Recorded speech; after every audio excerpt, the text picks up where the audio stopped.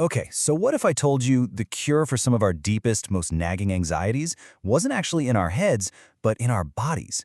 In this explainer, we're going to dive into a pretty controversial theory, one that connects our mental health to a fundamental life energy that, well, it claims we've totally forgotten how to release. So the whole idea behind this really starts with one big kind of radical question. Think about it. What if the root of neuroses, all our anxieties, our compulsions, what if it's not a thinking problem at all, but a biological one? All right, a cure for the mind? Unlocking blocked energy. So, if we're looking for an answer, where do we even begin? Well, this theory says, hey, forget psychology for a second. It suggests we need to look at unlocking some kind of blocked energy deep inside our bodies.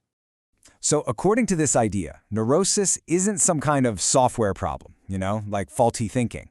Nope, it's a hardware problem. It argues that all those psychological issues we experience, they're just symptoms. Symptoms of a literal physical blockage of sexual energy that's just stuck inside the body.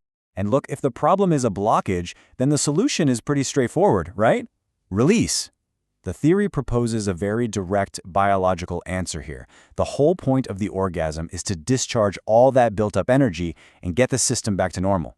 So it's not just about pleasure, it's framed as this absolutely vital, regulatory mechanism for our bodies.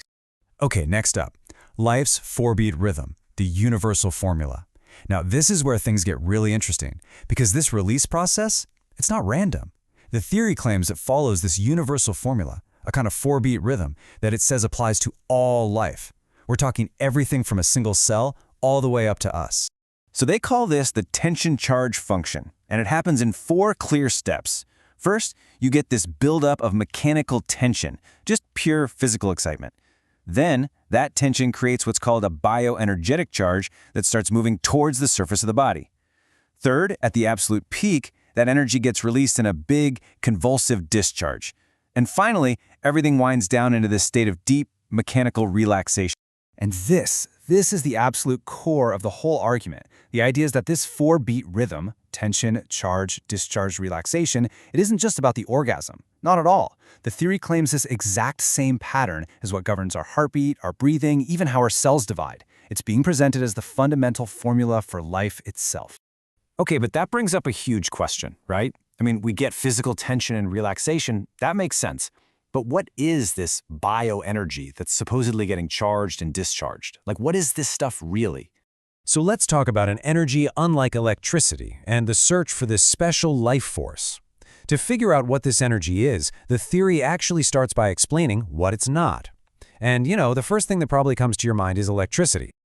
I mean, it's the most obvious candidate, isn't it? Our bodies run on electrical signals. We even talk about feeling a spark with someone.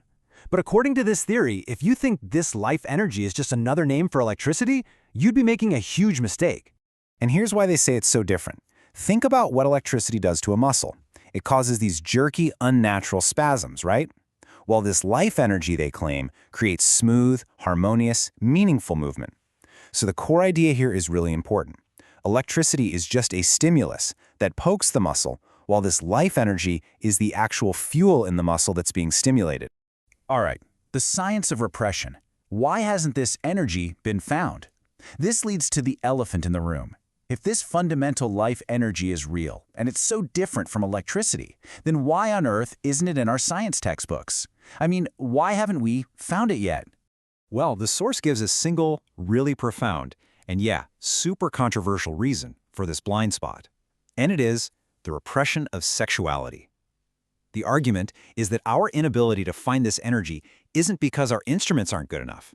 It's because our own psychology is getting in the way. Let's break that down. The theory basically argues that any society that's obsessed with suppressing our natural biological functions, especially sexuality, well, that society becomes psychologically incapable of objectively studying the very life force that drives those functions. It's like we've built a giant wall around the subject, and now we can't see what's on the other side. And what's the result of that? Well, according to the theory, this big societal taboo has created a huge vacuum.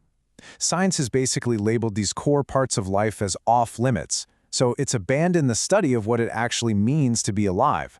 And that has left the biggest questions of all to be answered by mysticism and religion instead. Okay, so how do you fix that?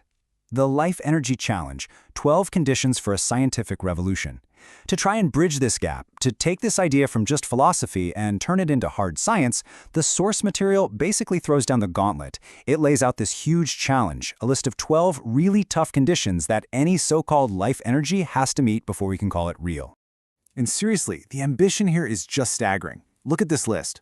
To be considered real, this energy can't just be some vague, fuzzy concept. It has to provide a single, unified explanation for pretty much all the biggest mysteries in biology. We're talking everything from sexual attraction and why we have body heat, all the way to the fundamental difference between living and dead matter. It has to explain it all. So at the end of the day, we're left with this massive, provocative question.